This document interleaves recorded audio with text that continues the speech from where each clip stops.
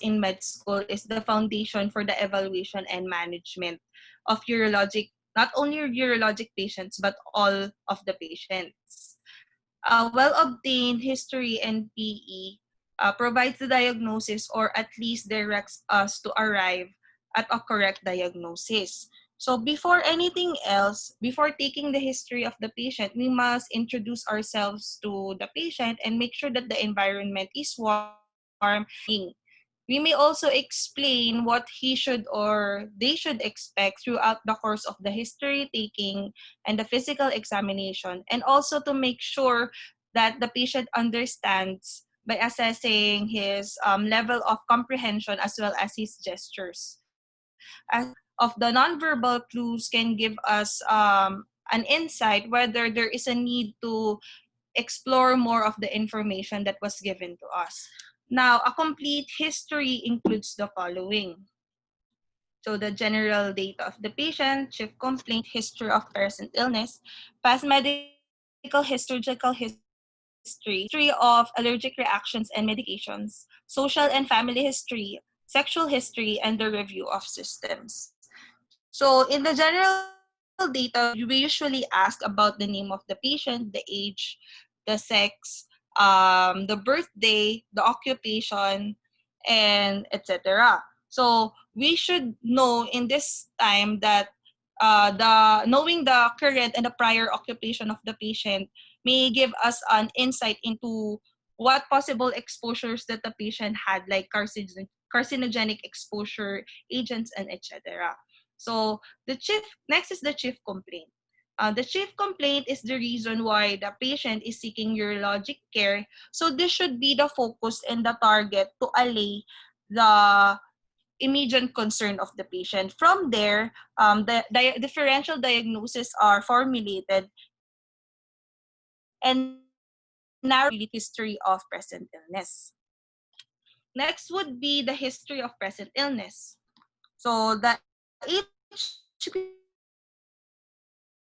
incorporates timing, severity, the nature, and factors that may exacerbate or relieve the issues identified in the chief complaint.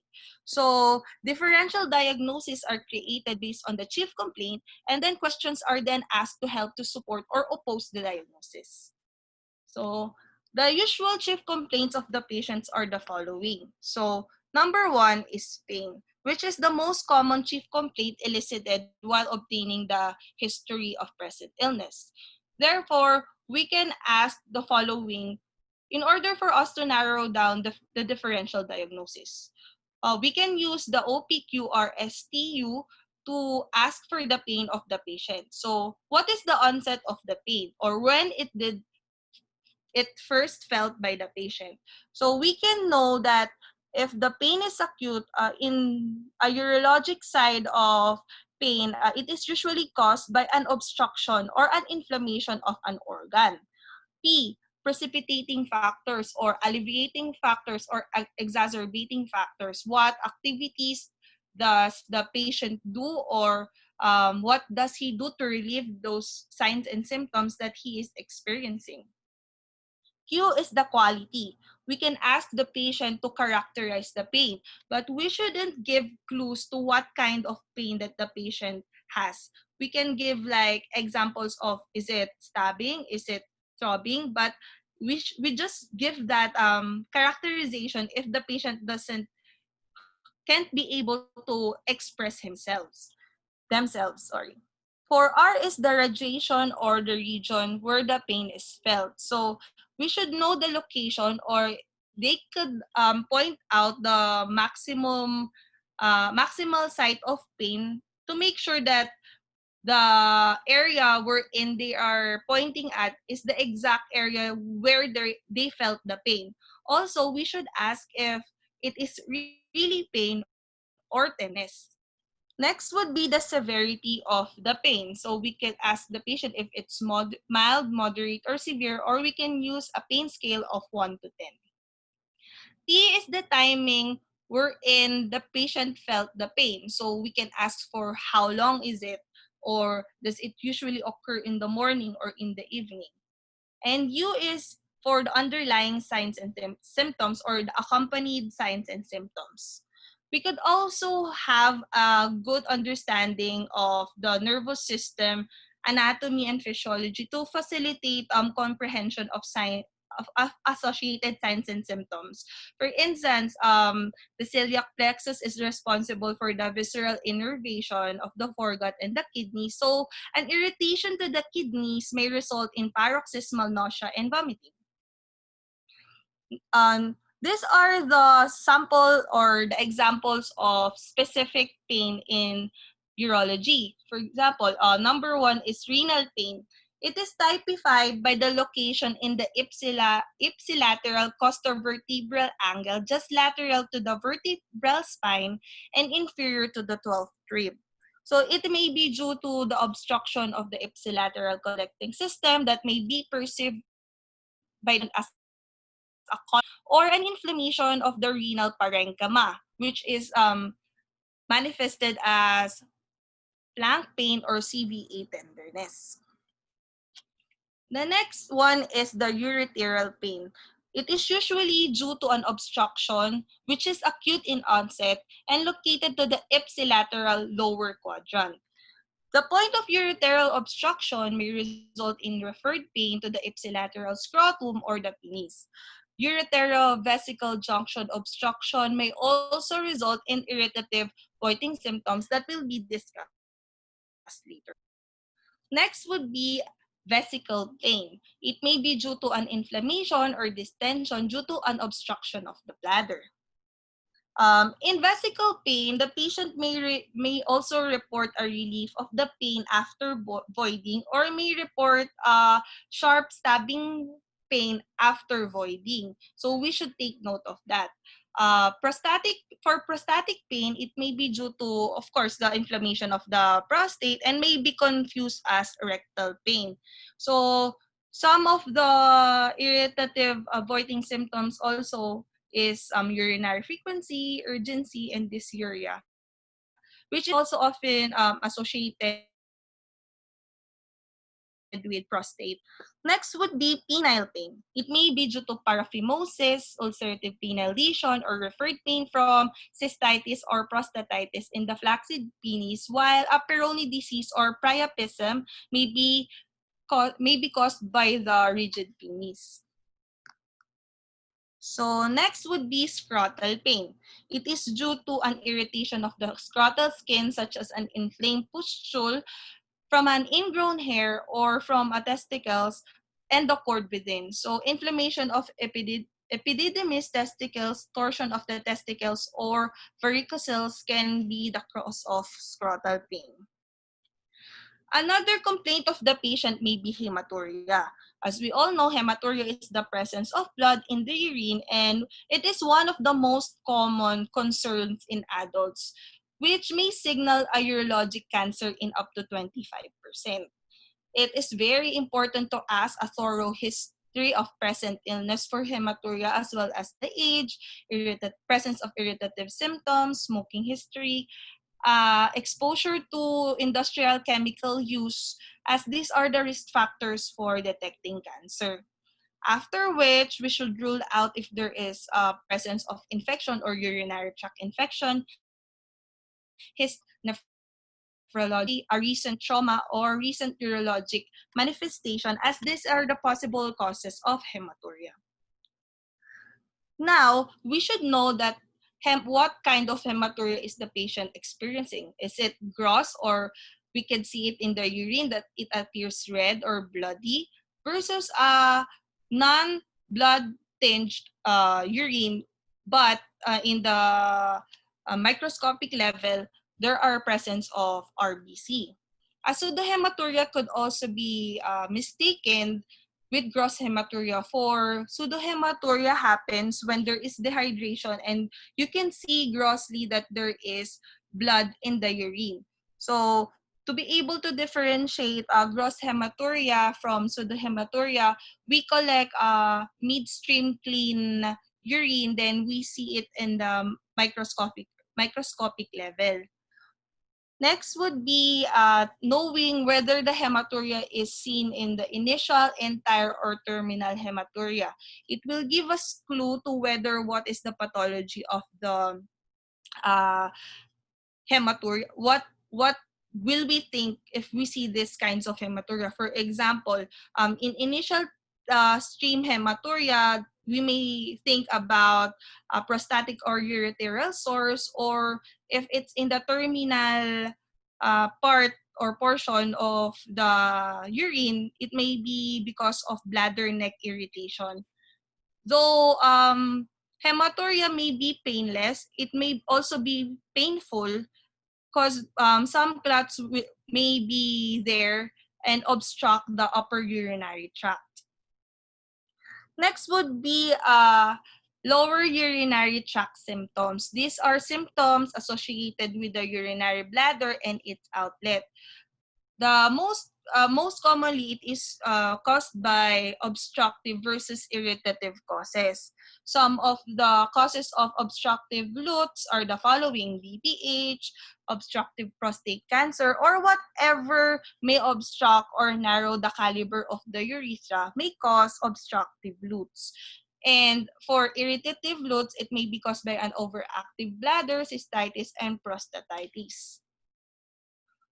Moreover, in Campbell, there is a table, the IPSS score, wherein in the clinics we use fun-wise also. Wherein the fun means it is the irritative symptoms and the wise is the obstructive symptoms. It can help. IPSS scoring will help us in the treatment of prostate enlargement or any possible prostate pathologies. So this is just an overview of the IPSS scoring. So incomplete emptying, frequency, intermittency, urgency, weak stream, straining, and here is the quality of life due to urinary symptoms. So IPSS score of 0 to 7 may indicate mild symptoms, 8 to 19 will indicate moderate symptoms, and 20 to 35 is severe in patient.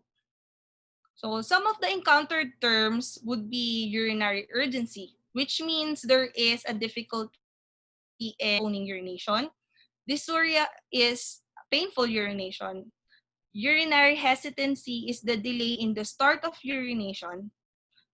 Post-voiding dribbling, or the loss of few drops of the urine at the end of urination. And straining, which uses Valsalva maneuver or manual abdominal pressure. Also, it is discussed the different kinds of incontinence. So, first is urinary incontinence. It is the involuntary passage of the urine. It happens when the pressure within the bladder is greater than the resistance provided by the urethra when it is bypassed. Next would be stress incontinence. It refers to an involuntary passage of the urine now with an activity that increases intra-abdominal pressure. It is indicative of weakness in the urinary sphincter, which is usually seen in multiparous women, also in menopausal women and men, or during episodes of coughing, sneezing, and the use of Valsalva maneuver. Next would be urge incontinence. It refers to the involuntary passage of urine coincident with the sensation of urinary urgency. So take note that there should be the sensation of urinary urgency. It is caused by severe overactive bladder, cystitis, neurogenic bladder, or an occult bladder cancer. So going back, if it's urinary incontinence, it is involuntary. If it's stress, it should be with activity. And if incontinence, still involuntary, but with a sensation of urgency. Next would be urinary incontinence. Urinary urgency with the loss of urine and loss of urine with Valsalva maneuver. Next is continuous incontinence. It is a complaint of constant wetness in the perineum that is independent of urge to urinate or maneuvers associated with increased intra-abdominal pressure. Pseudo-incontinence, on the other hand, is similar to continuous urinary incontinence but fail to demonstrate the true urinary incontinence because it is caused by vaginal discharges and severe labial fusions. Lastly is overflow incontinence, which is also referred to as paradoxic incontinence. It occurs when the urinary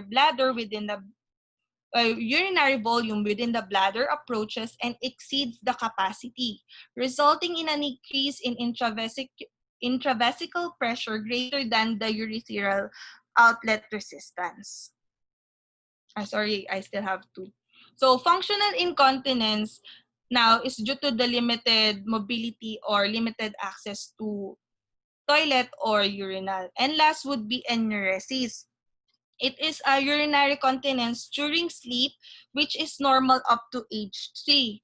Now, if the enuresis happens beyond 6 years and above, it is primary enuresis. And if the secondary enuresis happens, which is about uh, the cessation after bedwetting, the onset happens after the cessation of bedwetting. That is secondary, and it is most commonly caused by child abuse and etc. Next complaint would be sexual dysfunction. So these are the following commonly encountered sexual dysfunction. Erectile dysfunction is the inability to attain or maintain a penile erection sufficient for satisfactory intercourse. So it may be vasculogenic, neurogenic, psychogenic, endocrinologic, and medication side effects. So here we should know if there is past medical histories of diabetes because the erectile dysfunction may be caused by diabetes. Next would be loss of libido, which is also related to the hypogonadism as a result of erectile dysfunction. Other causes may include depression, several medications, and severe medical illnesses. Premature ejaculation is either less than 1 minute if lifelong or 3 minutes if acquired and must be associated with the inability to delay ejaculation with negative personal consequence. So now I have read that the intravaginal ejaculatory latency time is about 5.4 minutes median, but the longest time can be up to 12 minutes. Failure to ejaculate or anejaculation, which may be caused by androgen insufficiency, sympathetic denervation, or use of pharmacologic agents, and the history of bladder, neck, or prostate surgery. Last would be anorgasmia. Anorgasmia happens when there is no orgasm or no euphoria associated with a series of muscular contractions in the genital region and the release of endorphins, which is also related or associated with ejaculation in men. Other causes are the following. Hematospermia, which is the presence of blood in the ejaculate. It may be caused by inflammation, seminal vesicles, or if there is a long duration of sexual abstinence. Pneumaturia, which is the passage of gas within the urine, may be caused by a fistula between the GI and the bladder. Urethral discharge may be because of a current STI. Fevers and chills may signal systemic response to an infection or sepsis, and last would be constitutional symptoms. So the next part of the history taking is the past medical history of the patient. We must know accurately the medical history because it may lead us to possible medical problems that the patient has and also has a urologic impact. Next is the surgical history. Prior surgery in a patient may have a clear impact on the patient's assessment and subsequent treatment options. So a prior operative report may also give us a vital information regarding the anatomy and what other difficulty the patient may encounter in the future if in case the patient is for surgery. Next is the history of allergic reactions and medications. So we must know this clearly that the patient must be asked about his history during the initial encounter, and an allergy list should be verified. So medications and reactions related to the allergy should be written to omit confusion between what is allergy really and the side effect of the medication. A medication list could also provide us information regarding the presence of the severity of the illness, possible urologic implications from medication side effects, and the target for cessation or adjustment in the perioperative period. So next would be, this is just a table that gives us an example of the different medications that may have urologic side effects. For example, histamine, vasopressin, furosemide can give us incontinence and impaired voiding.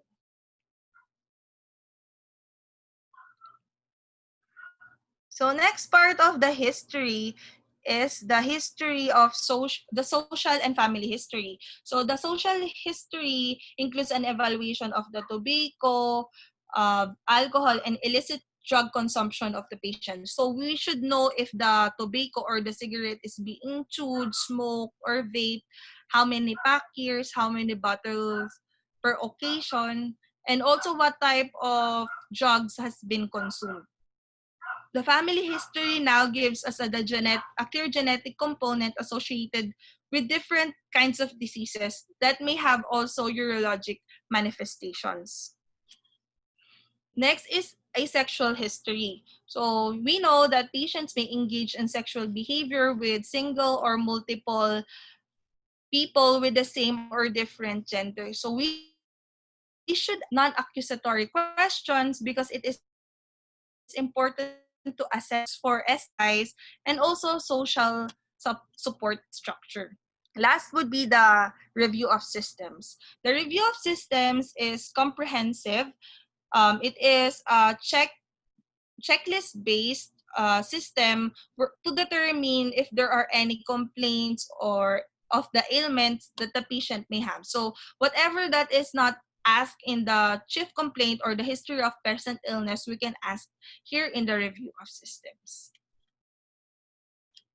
So let's proceed now to the physical examination. So before going to physical examination, if the patient is of another gender, we should ask another health professional to be with us to protect us from any sexual cases. So we should also explain to the patient what is being done step by step so that to decrease anxiety in case that the patient is a little bit off when exposing what do you call this, areas that is not comfortable with him. So first we look at the general appearance of the patient. If the patient is comfortable, does not have any difficulty in breathing, and etc. So we check the vital signs as well. But I will only discuss a targeted physical exam for urologic patients. So for the kidneys, as we all know, the kidneys are located retroperitoneally, and it is surrounded by the psoas muscle, diaphragm, oblique muscles, and the peritoneum with its contents. Thereby, it is not usually visible. So we should also check for other lesions surrounding the kidneys. Illumination of the masses if there are any masses present on the kidneys. Okay. So next would be palpation. So we should assess for the skin sensation for pain, temperature, and light touch. Also for we can do also bimanual examination like renal ballotment, which is done by placing your non-examining hand posteriorly at the costophrenic angle and palpating the kidneys with the examining hand and through the anterior abdominal wall. So we can ask the patient to do deep inspiration so that it could displace the kidney to aid exposure. However, it is not normally palpable or it is hardly palpable. We could also do percussion for this patient to check for CVA tenderness. And auscultation can be done to rule out any renal artery stenosis because a turbulent vascular flow may indicate that or bruits. So next would be the bladder. So we can inspect the bladder by looking at the surrounding symphysis pubis. The bladder is only palpable when the bladder distends to a level above the symphysis pubis or around 150 ml. We could also do a bimanual examination to assess the mobility of the bladder. A percussion is done just in case to determine the level of distension of the urinary bladder.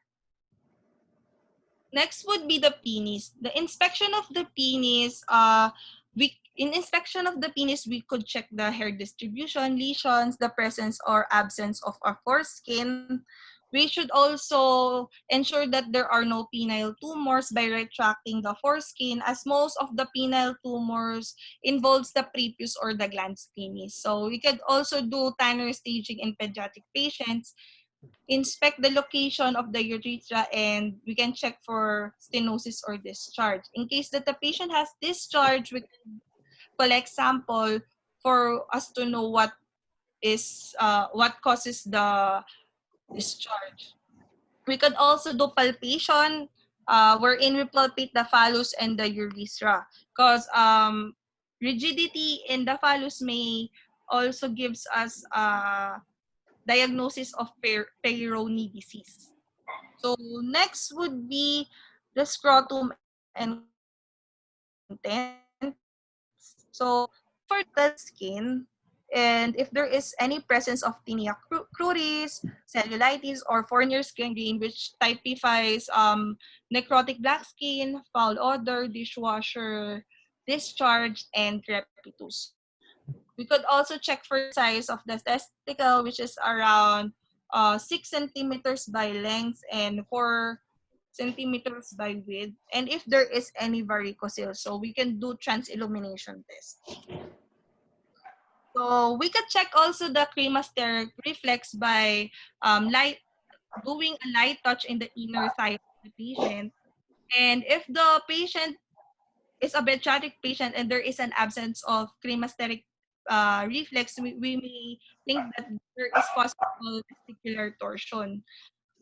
We could also palpate the testicles, epididymi, and spermatic cords. And usually the testicles is firm, rubbery, consistent with a smooth ovoid surface. So if there is any nodularity, we should take note of it. Also, masses and hernia could while doing. So last part would be the digital rectal examination. So DRE is performed for assessment of prostate size, detection or provocation of prostatitis, and screening for prostate cancer. To perform DRE, we ask the patient to stand with feet shoulder apart, bent nearly to 90 degrees at the waist, or maybe placed in a lateral decubitus position, flexed at the hips and the knees on the examining table. So now, we should properly drape the patient, exposing only the part that will be examined. So the video is not. Okay, I'll just go ahead. So with a non-dominant hand, we could spread the gluteal folds and expose the anus and expect the following: skin excoriations, rashes, hemorrhoids, anal fissure, bleeding, fistula, and abscesses.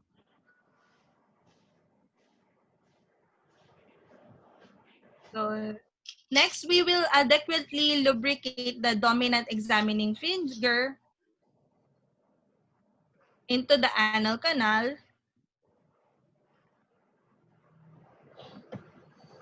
and palpate the prostate anteriorly. So the prostate is approximately 18 grams to 24 grams, and we use our finger breadths to, which is approximately 10 grams if we palpate it. So we could rotate our finger to assess the anal canal. We could also ask the patient to squeeze our finger to know if there is an intact anal sphincter muscle. Just squeeze it out, please. It's fine, relax. I'm just going to pull it out. Okay. So now, we withdraw and inspect the finger if there is the presence of blood, stool, or mucus. Let me just one. Also, in palpating the prostate, we should take note if the prostate is movable, if it's soft, rubbery, nodular, and painful in case that it is touched. So last would be the inspection, a pelvic examination in females. So the female pelvic examination is usually performed by an obstetrician or a gynecologist, but urologists could also do that to evaluate if there is organ prolapse, urinary incontinence, and etc.